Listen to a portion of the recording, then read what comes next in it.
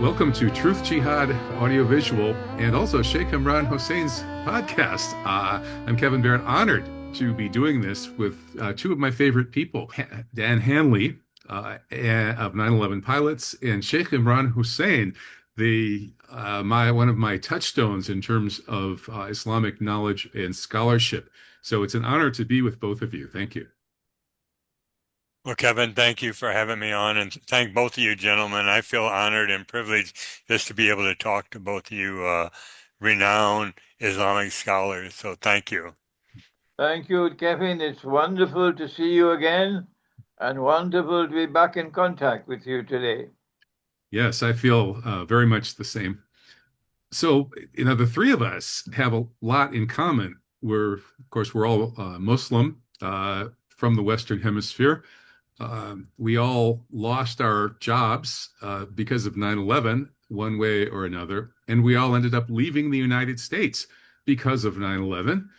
And now all three of us have some trepidations about even returning to the United States, even briefly for a visit, due to what might happen to us at immigration. And so, given that, I thought we could start maybe by just briefly introducing ourselves and how we lost our jobs and ended up leaving the United States due to 9/11. And Sheikh Imran Hossein, you have the honor of being the first to have lost your job and left the United States after 9/11 and to have been fully wide awake about it. So why don't you go ahead and tell us about how you reacted when it happened and what transpired? Bismillahirrahmanirrahim. I was resident in New York in the United States for 10 years, from 1991 to 2001, as the Director of Islamic Studies for the Joint Committee of Muslim Organizations of Greater New York, which included my conducting the Friday congregational prayer once a month at the United Nations headquarters in Manhattan for 10 years continuously. When 9/11 took place, I was in New York. I went to JFK International Airport that morning at 7 o'clock to receive someone who was flying in from Pakistan, and then to take her from JFK to Newark in New Jersey to take a flight to Texas. When I arrived at the airport in Newark, we found that all flights were closed, and we did not know why. And while we were there at the airport, the announcement was made that everybody must vacate the airport. When I returned to my home in New York, about half an hour later, I then learned of what happened on the television. And when I learned of what happened in the television, my first reaction immediately was that this was a repeat of what happened in the summer of 1914 in Sarajevo, when the Archduke Franz Ferdinand was assassinated in order to trigger off a train of events which eventually led to the First World War. And I felt that what happened on 9/11 was meant to advance the agenda of Israel to eventually proclaim itself Pax Judaica.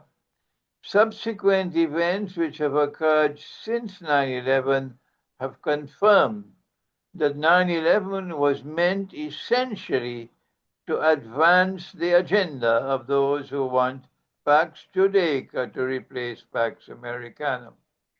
In 2013, I was invited by the University of Moscow to give a lecture.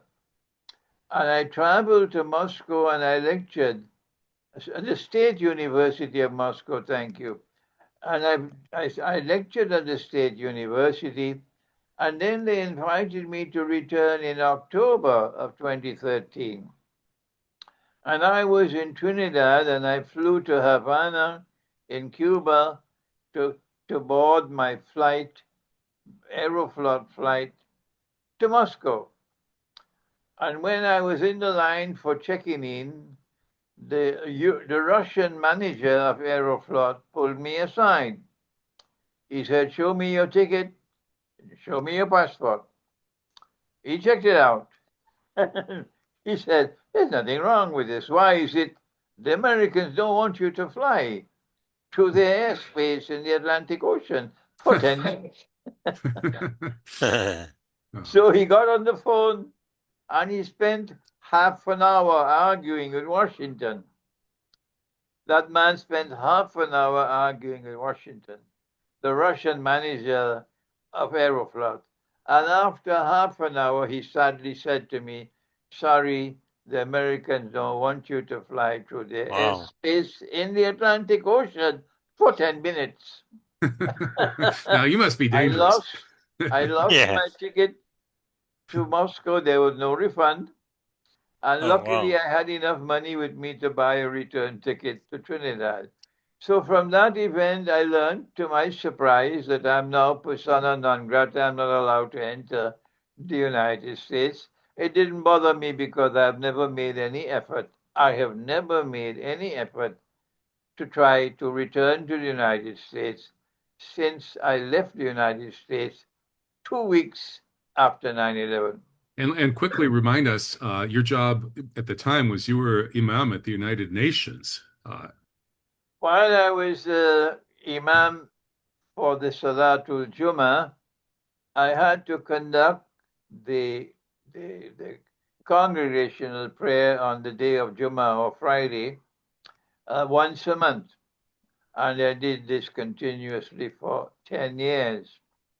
And it was a wonderful experience because every Friday I would be warned by the head of the Translation Bureau, the Arabic Translation Bureau.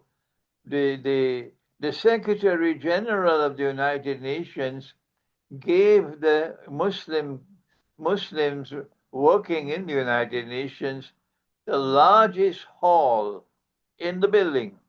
It was the Secretary General's reception hall, and it could hardly take about 600 people. And every Jummah, every Friday, we'd have people standing on the stairs who could not get in.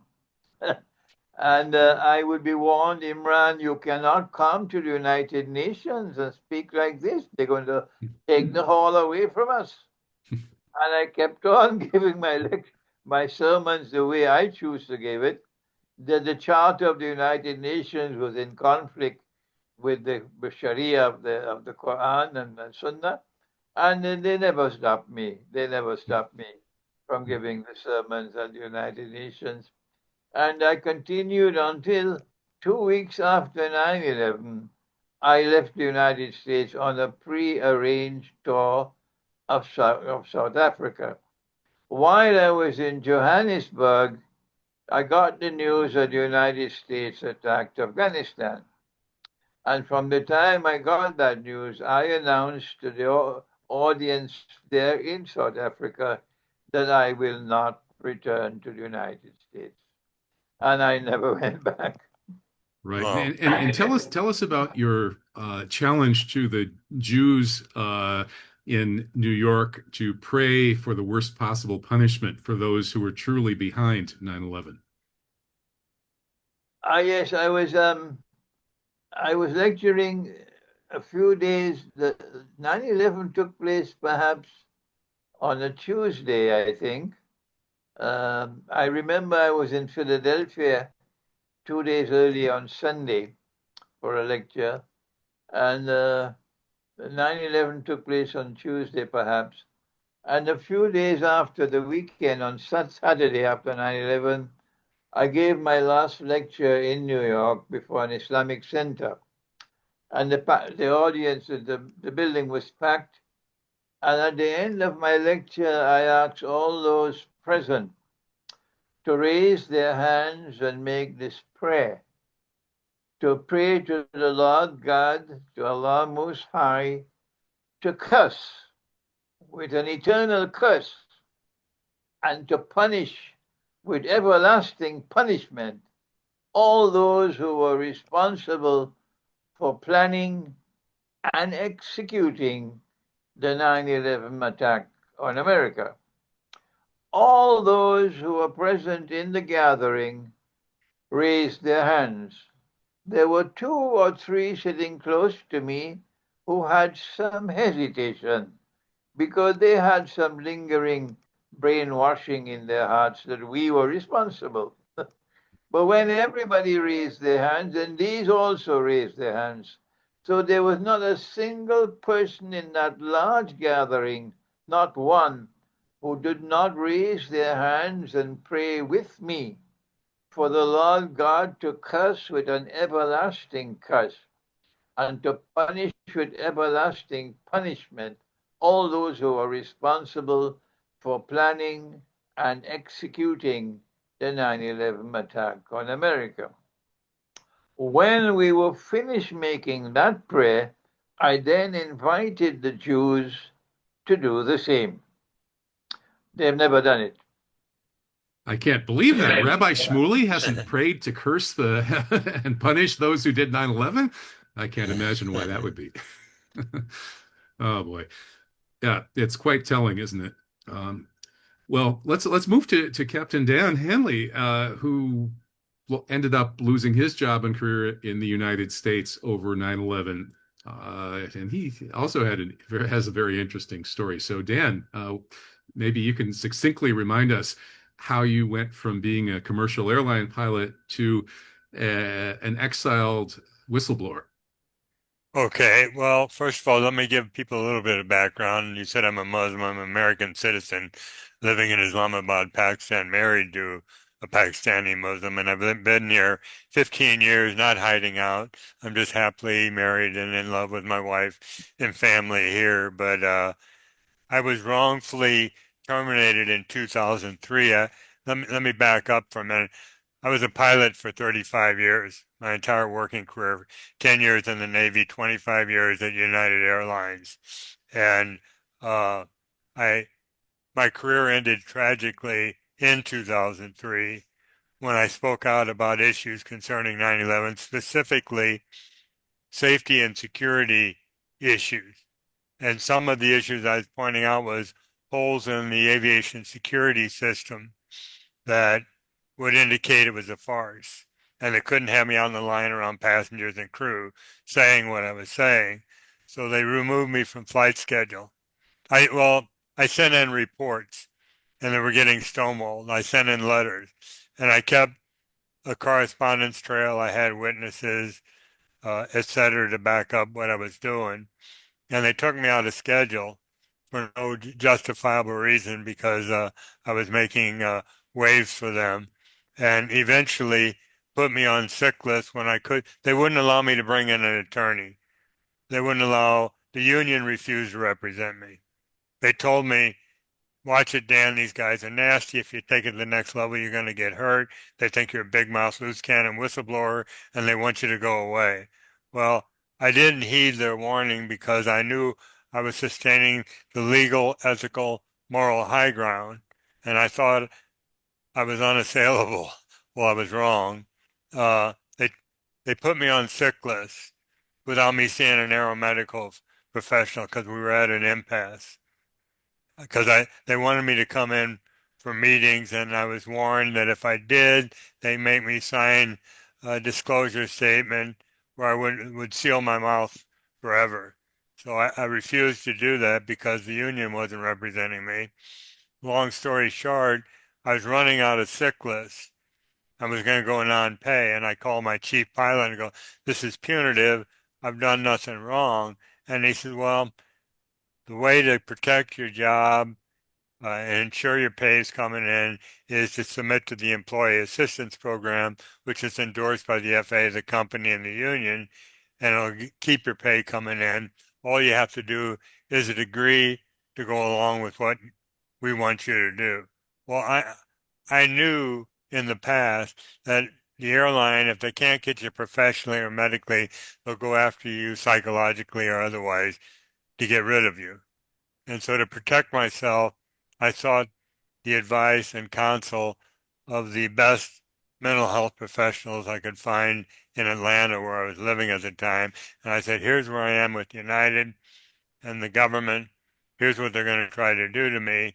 I'll come for counseling, testing, whatever, to prove that I'm mentally stable, which I did. So I was armed with all that. I had witnesses, I had recorded testimony from guys I talked to, etc., and I thought I was protected. So I agreed reluctantly to submit to this program. And they flew me to Chicago. And the first thing the aeromedical professional, this doctor, said was, are you seeing mental health professionals? And I said, well, I knew you were going to ask that. Actually, I have. And I pulled out my cell phone. I go, here, I'll let you talk to one of them. And I handed him my cell phone. And my intent at that time was to go along with their program and then go to the FAA, which was a joke, which was a mistake. It was shows you how naive I was at the time, believing I'd be able to go there and get assistance. But well, I wound up going over to a mental health facility, met with a psychiatrist for about 15 minutes, very congenial, comfortable conversation. No indications that I was bipolar, but that's what she diagnosed me as and it grounded me for life as a pilot. So that sent me down the warpath because I knew based on the blowback I got, and I didn't say, hey, I'm going to be a whistleblower, but essentially that's what I wound up becoming. And I fought this grounding for life as a pilot for 5 years with every relevant level and branch of the U.S. government, up to the Attorney General, the President, you name it, to no avail. It stuck.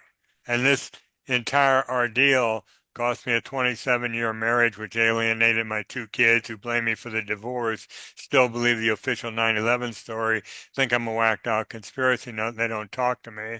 I lost $4 million in pay, pension, and stock, and my reputation as a pilot and a 35-year career as such, all for being honest.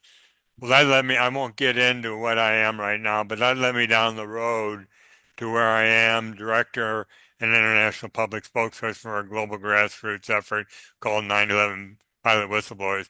And the purpose there, we've got a website at 911pilot.org. The purpose of the organization, and it was constructed for Muslims expressly.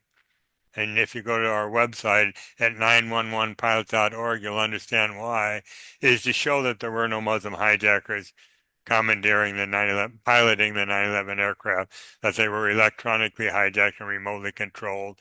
And I've discussed this on other programs I've been on with both of you gentlemen, so I'll stop it there. Well, Other let's than let's quickly summarize though the reasons for strongly suspecting that there wouldn't have been human hijackers on 9/11.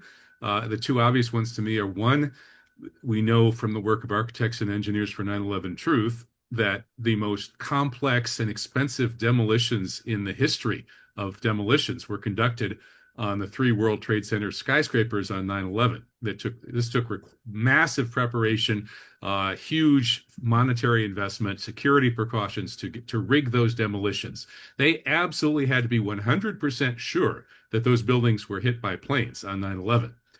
And whether any human hijackers could be trusted to do that seems doubtful. So that's reason number one. Number two is when you look at who these alleged hijackers were, the 9/11 Commission told us that the best pilot of the four alleged pilots was a certain Hani Hanjour. And he had been denied the right to fly solo in a Cessna. He was such a completely bad, incompetent pilot, and yet we're told he was the best of the four pilots and that he performed an amazing stunt maneuver to hit the Pentagon on 9/11. So those are sort of two upfront reasons to suspect the story that there were these supposed hijacker pilots on 9/11. And maybe you can do a very succinct additional okay, commentary on that, Dan. okay, Kevin, because I want to briefly expound on what you talked about, Hani Hanjour, because the government, both the FBI and the 9/11 Commission, suppressed key evidence regarding him. He went to the Freeway Airport in Bowie, Maryland, 1 month prior to 9/11 and wanted to rent a small Cessna airplane. and he went up on 3 evaluation flights between 2 instructors over a 2-day period. And they reported to the chief instructor, who I personally talked to about this, and he confirmed the story. He refused to run him the airplane because he couldn't handle it. And yet we're led to believe that this pilot that couldn't handle a Cessna was able to manage to fly a 100-ton airplane, 160 feet long, with precision on his first attempt into the Pentagon. Well, the story gets better because he went down the road to Congressional Air Charters, another fixed base operator, and went up flying with a pilot named Eddie Shalev, who came back and reported to the 9/11 Commission after the fact that he was a good pilot.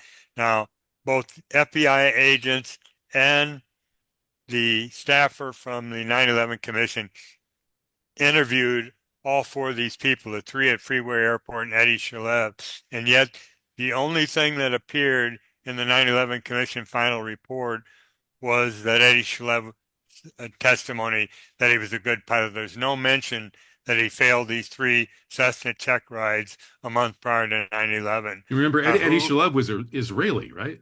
Exactly. He Yeah. came to the States before 9/11, contracted out as an instructor pilot. He actually had served in the IDF. Was he a member of Mossad? We'll never know because he's disappeared and he wasn't vetted. He never testified under oath. So this was a huge suppression by the FBI and the 9/11 Commission. That Hani Hanjour, the hijacker, was, as you mentioned, was supposed to be the most qualified of the 4 flying airplanes, couldn't fly a Cessna. So, yeah, I'll end it there. Yeah, the story of the 9/11 hijacker pilots is so insane. The more you look at it, the crazier it gets. These guys were interested in drugs and lap dancers, and so the guy who was supposedly Muhammad Atta spoke fluent Hebrew, which the real Muhammad Atta never did, and on and on and on. But rather than going deeply into that, let me just say that I'm also an American Muslim. I've been Muslim since 1993, and I was teaching at the University of Wisconsin. I was suspicious of 9/11 for a couple of years, woke up to the outrageous problems with the official story in late 2003, thanks to David Ray Griffin, and started researching and doing activism on that issue. Then in 2006, I was picked on as the guy that the mainstream media was going to beat up as a representative of the 100 or so professors who were talking about 9/11 being a false flag. And so that made me notorious in the media and unemployable at the universities. And so I've been a freelance troublemaker ever since. And I didn't leave the United States. I wasn't smart like you, Sheikh Imran, and I didn't get out fast enough. I hung around, thinking maybe we were going to get, fix this problem, being kind of naive. And so I didn't leave and move here to Morocco until 2020, was it 2 years ago, I guess, 2 years ago.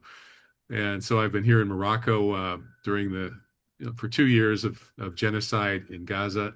And I'm, I'm not any less annoyed than I was 20 some years ago when I first discovered 9/11. So, Sheikh Imran, let's talk a little bit about Islam and 9/11 and the response of the international Muslim community to this outrageous situation that's led to this genocide of Gaza and this open attempt to create a greater Israel and enforce what you would call a Pax Judaica.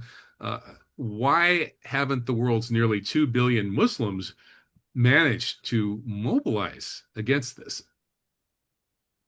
Before we turn to the response of the world of Islam, we must distinguish between the people and the governments. The response of the people around the world of Islam has been consistently hostile to Israel, and they have condemned Israel, and they have been totally in support of their brothers in Gaza. And if they could march, if they had the freedom to march, millions of them would already have marched to fight alongside their brothers in Gaza against Israeli oppression. But that's not the same for the governments. Israel, in order to become Pax Judaica, the first step along the road had to be to take control of her environment, and that is to ensure that all governments in the region in which Israel is located are all in a state of submission to Israel and not in a state of defiance. And that's why Libya had to go. And they used something called the Arab Spring, and they got rid of Libya. And that's why Assad had to go. And they used ISIS and they used NATO. And they got Russia and they got Iran to realize that this was going to lead to nuclear war. And they had to advise Assad to leave. And Assad left. And so they were able to get Syria also in a state of submission to them. This is now the pathetic state of the world of Islam all around Israel, and even beyond that, that they're all either in a state of submission to Israel or they're too scared to defy Israel in any significant and tangible way. But I want to turn now, if you would allow me, to establish a sinister parallel between 9/11 and I think it was the 7th of October when what you call Hamas, but I call the Islamic resistance, launched their attack on Israel. When is it 7th of October or November? October. 7th of October. When they launched their attack on Israel on the 7th of October, I responded exactly the same way that I did to 9/11. I said to myself, this is another 9/11. And Israeli Prime Minister Netanyahu, in fact, he said, this is our 9/11. But he was speaking with a twisted tongue, meaning this is their 9/11 because they are using this in the same way that the United States used 9/11 to advance a political and military agenda. My view, subsequently, I believe, was confirmed that the Israeli Mossad and the CIA worked in tandem to get weapons and drones which were being sent to Ukraine to be funneled, some of it to be funneled to Gaza. And they use middlemen in Saudi Arabia, perhaps, and UAE and so on, to get it to Gaza without the Islamic resistance being aware that they were being set up. And when all the weapons were in place in Gaza, then Saudi Arabia made the announcement that they were intending to recognize Israel. And if they did not do anything in Gaza, Saudi Arabia would recognize Israel. As a consequence, the Islamic resistance, which is normally called Hamas, I don't call them Hamas, the Islamic resistance was led into a trap. And they walked into it because they had only peanuts in their head, like what people call the Taliban in Afghanistan, but I refer to them as the Islamic resistance. They know how to fight. There are people whose hearts will never submit to oppression. Yes, they are great fighters, but they have only peanuts in their head because they're not properly educated. And most of all, they lack insight to be able to recognize when they're being set up. And when they decided to launch the attack on Israel on 7 October, Israel already knew the attack was coming. Egypt warned Israel a few days before the attack is coming. But the Israeli government did nothing because they are part and parcel of the planning of this attack. And they allowed more than 1,000 of their people to be killed. Well, they actually killed most of them themselves with their helicopter gunships and their tanks, didn't they? And a few hundred to be taken hostages. hostage. They allowed this to happen because they had an agenda which they wanted to advance, and they could do it better if there was a 7th of October, similar to George Bush and the United States government in respect of 9/11. As soon as 9/11 took place, they could take control of Afghanistan. And I believe their target was Pakistan's nuclear capacity. Okay? And so the Islamic resistance was set up and they walked into the trap. And as a consequence, what has happened since then is that Israel has been slowly and methodically and pursuing an agenda which eventually would lead to the emergence of Pax Judaica. The story has not ended as yet. The reason why Europe is now recognizing Palestine as a state. Macron has announced that next month at the United Nations General Assembly, France will recognize Palestine as a state. And Britain has announced that unless Israel changes her policy, Israel will do the same. Spain has already recognized Palestine as a state. So what is now happening is that the West, other than Trump and the United States, the rest of the Western world is now recognizing that they are walking into a trap, that Israel is going to continue their massacre, their genocide of the Palestinians. They'll treat them like cockroaches. And as Israel pursues this agenda further, in this month of August and September and so on, Western public opinion will rise even more ferociously against their own governments.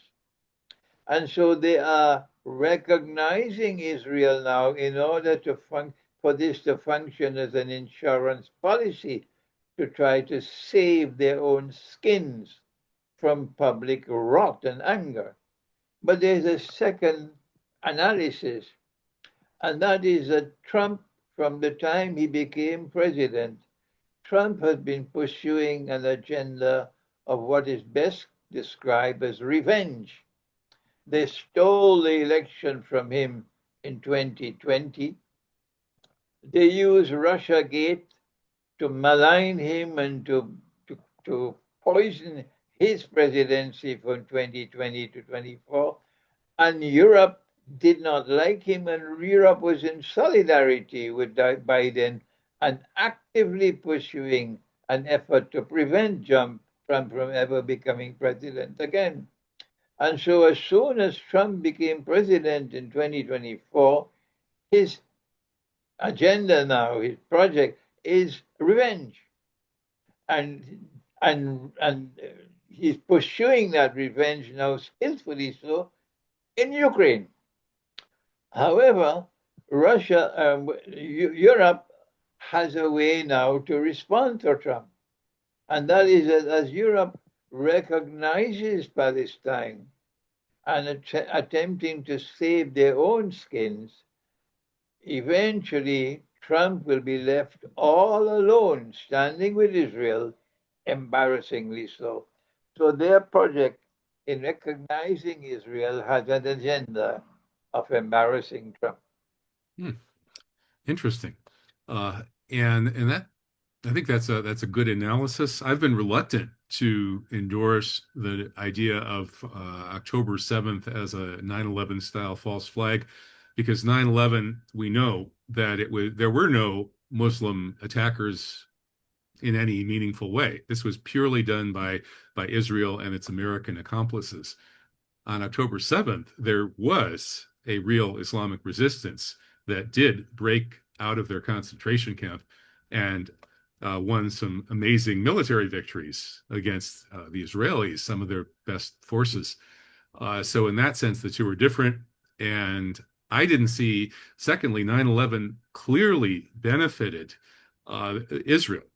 And everybody could have, before 9/11, if you had said, what would happen if Muslims flew planes into the Trade Center and the buildings blew up and they attacked the Pentagon? What would happen? And you would predict, well, of course, this is the best thing that could ever possibly happen to Israel. But with October 7th, if someone had said, what would happen if the Islamic resistance broke out of the Gaza concentration camp and dealt a significant slapping defeat to the Zionists? What will the upshot of that be? And you would probably say, well, that would puncture the Zionists' image of invincibility, which is very bad for them. It would set in motion a lot of uncertainty that would be much worse for them than if the Zionists had simply gone ahead with their normalization with the Saudis and the region. They already had everything they wanted anyway. So before October 7th, it wouldn't be obvious that that would benefit Israel in the way that it was obvious that 9/11 did.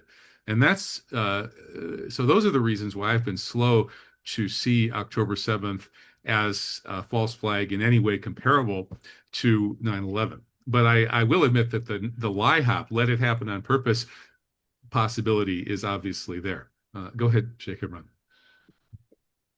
Kevin, there are two ways of looking at September the 7th, yours and mine.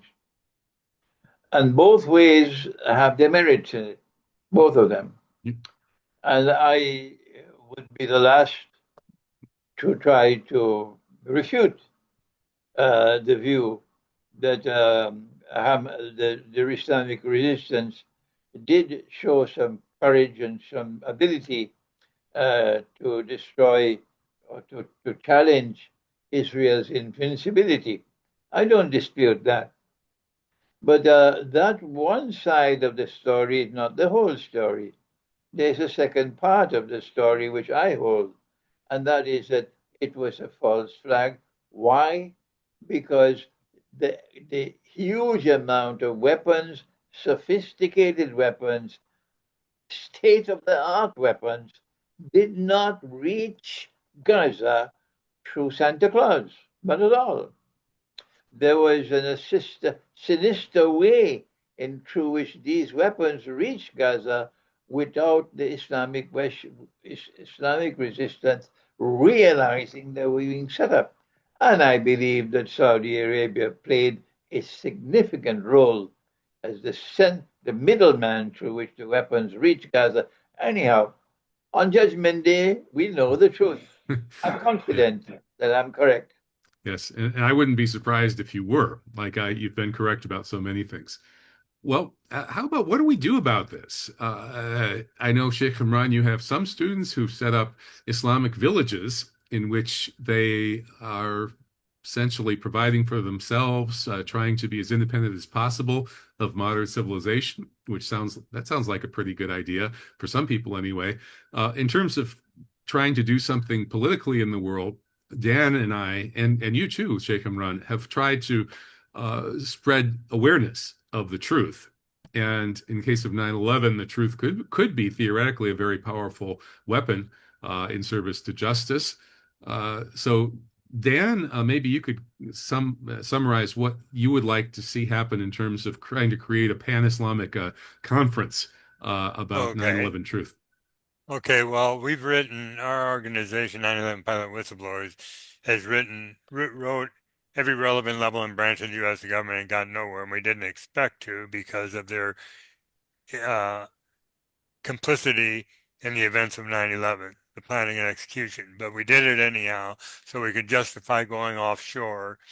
I personally spoke with ISI, the Malaysian External Intelligence Organization, and other organizations out there, such as the Organization of Islamic Cooperation. I've written the Muslim World League, European Muslim League, a number of organizations. And what we're petitioning them to do, and I'll backstep for a minute here to talk about the purpose of 9/11 Pilot Whistleblowers.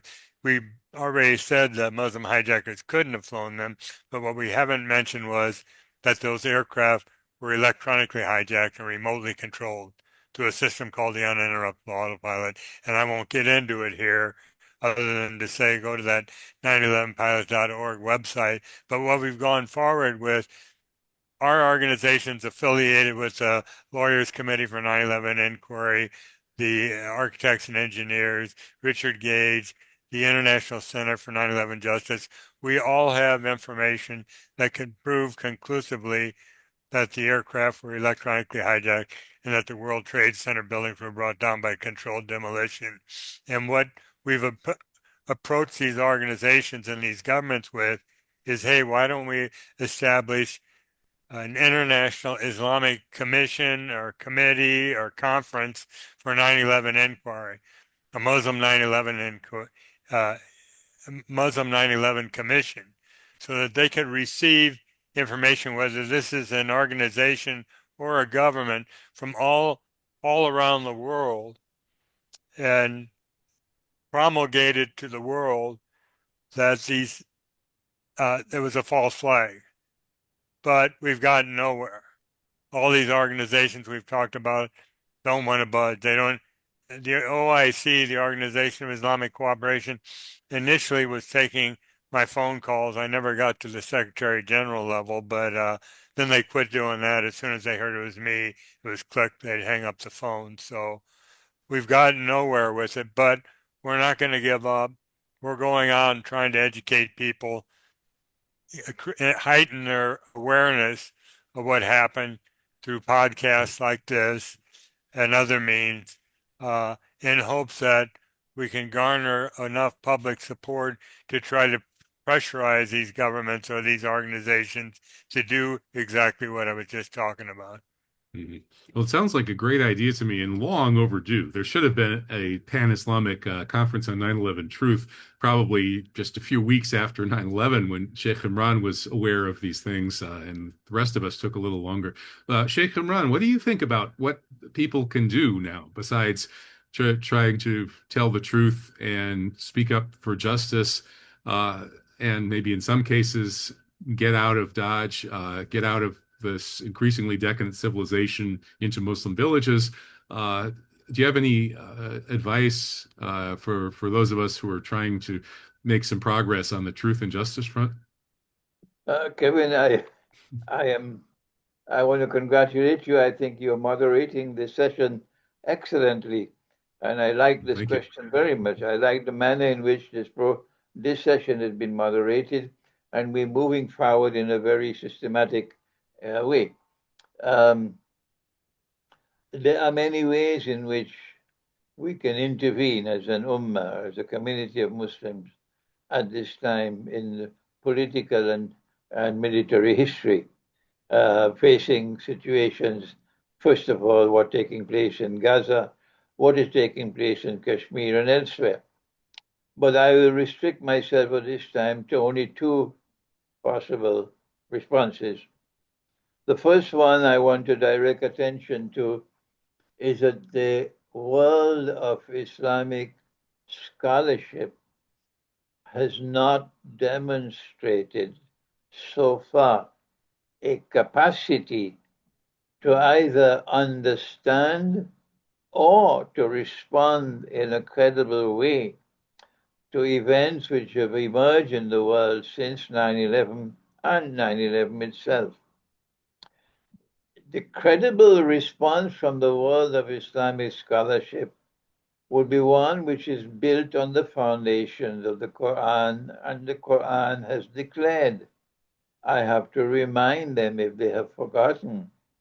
The Quran has declared in Surah An-Nahl that Allah says in this verse of the Quran that He sent down the book in order that it might explain all things.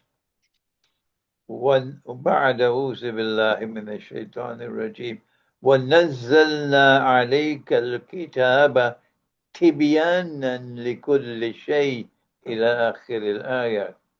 That we have sent down this book on thee, O Muhammad, Allah's blessing be upon him, that it might explain all things. And therefore this book must explain such things as the phenomenon of the most mysterious civilization ever to have emerged in human history. Modern Western civilization did not fall down from the sky.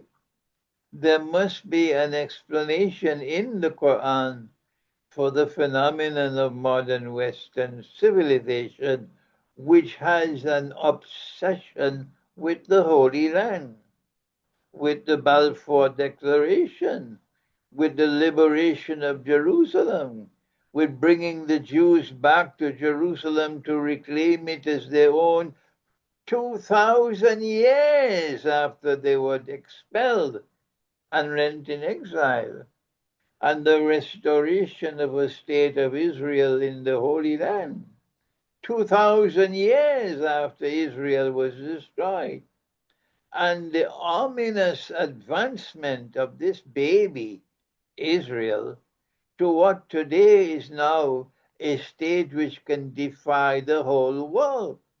And when the United Nations is becoming too uncomfortable for Israel, because all of the United Nations now, except Trump, will be voting against Israel, they will simply cause the United Nations to collapse. And the world will now be without the United Nations tomorrow. What is it that explains this phenomenon? What is it that explains Israel's movement in such a way that Judaism itself, the religion, is being taken for a ride? Because the Jewish religion does not have in itself anything that justifies this massacre, this genocide in Israel. On Sunday, Kevin, I meet for a discussion, a public discussion, with two rabbis in Wembley, in London. Two rabbis. That these two rabbis should be willing to enter with me in a public discussion on Judaism and Zionism is an indication that Jews in the West are realizing now that they are being put into a state of significant danger because of Israel's conduct. And they are now willing to raise their voices to protest against Israel's conduct. Jewish students in universities around the United States are now rising up to protest against Israel's conduct. But what has happened to the world of Islamic scholarship? Why have they not been able to go to the Quran the way I did with my book, Jerusalem in the Quran, 25 years ago? The answer, Kevin, is that the world of Islamic scholarship has, I'm sorry to use this language, I'm really sorry, they've betrayed the Quran because they've shown a woeful incapacity to study the Quran in such a way that the Quran can explain events unfolding in the movement of history. So the first response that the world of Islam should have is not political, it's not military. It is the need, the dire need for a new generation of scholars of Islam to emerge who will have the capacity to study the Quran the way the Quran should be studied, with the methodology given by my teacher, Maulana Dr. Fazlur Rahman Ansari.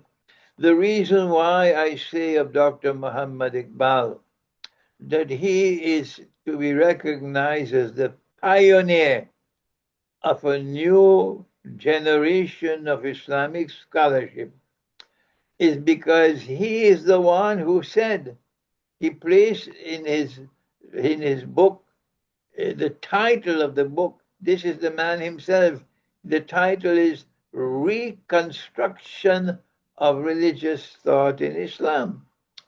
Iqbal recognized that the world of Islamic scholarship had failed. He said that the world of Islam stopped thinking 500 years ago. So from Dr. Iqbal came the beginnings of a new model of Islamic scholarship that does not go to the Quran through hadith, does not go to the Quran through seerah, does not go to the Quran through tafsir, do not recognize any of these sources to be equal in status with the Quran. But he went to the Quran directly. And after he went to the Quran, then he used the Quran regardless of what the hadith and tafsir was said, the way he understood the Quran. Then came my teacher, Maulana Dr. Fazlur Rahman Ansari, who said that the Quran is absolute truth. Hadith is not. Tafsir is not. Sirah is not, only the Quran. And it is the function of the Quran to sit in judgment over the Hadith. And I have spent the last 25 years trying to teach this. And I have failed miserably to get my peers, the scholars of Islam, to either understand or to apply, accept or to apply the function of the Quran to sit in judgment over the Hadith and Tafsir. The second thing, in addition to the need for a new generation of scholars of Islam who would be able to articulate what the Quran has to say about the end of history, about the movement of history, and explain the reality of what is happening in Gaza. In addition to this, the second most important response that should come from the mold of Islam today is to recognize the paramount importance in responding to Pax Judaica, responding to Israel's relentless movement to exterminate the Palestinians, throw them out into the desert. We don't care for world opinion. The second way to respond to that is to recognize the dire importance, the imperative of working for friendship and alliance between the Orthodox Christian world led by Russia and the world of Islam. I hope and I pray that these words of mine may reach others around the world of Islam. I have put in my little effort to support that effort with my book, my recent book, The Quran and Russia's Destiny. I don't know if I sent you a copy as yet, have I? No, I haven't gotten a physical copy. I know Okay, your books are available online to read. I'll send a copy to you as soon as possible. I think, Dan, I sent you a copy. No, you did not say, Cameron. Okay, but of course, I will send both of you copies, inshallah. The Quran and Russia's Destiny, Kevin, is the fruit of that model of scholarship which came from Dr. Iqbal and which brought to maturity in Maulana Fazlur Rahman Ansari. It shows how to turn to the Quran in order that the Quran may explain the reality of the world today, the Quran and Russia's destiny. These are the two things I believe the world of Islam should be doing at this time in response to what is happening in Gaza. Mm-hmm. Ameen. Well, thank you so much, Sheikh Imran Hussein, for your intervention here and your amazing work. I don't have your latest book yet. Very much looking forward to it. We do have, I think, most of your books, but perhaps I might be missing a couple here in our library in Saidia, Morocco, and they're very much a source of inspiration, as is your exhortation to read Quran in the way it should be read. So thank you, and God bless. Barakallahu feek, and thank you, Captain Dan Hanley, for your untiring efforts for truth and justice. As the Quran tells us, "Tawassalu bil haqqi wa tawassalu bis sabr." Pursue in steadfastness and patience, and pursue the truth, and pursue in steadfastness and patience. And that's the test that we're undergoing here. So again, thank you both. God bless. Barakallahu feek. Look forward to further conversations with both of you, inshallah. Thank you, Kevin. Allah Hafiz. Thank you, Kevin. Wa alaikum assalam wa rahmatullah.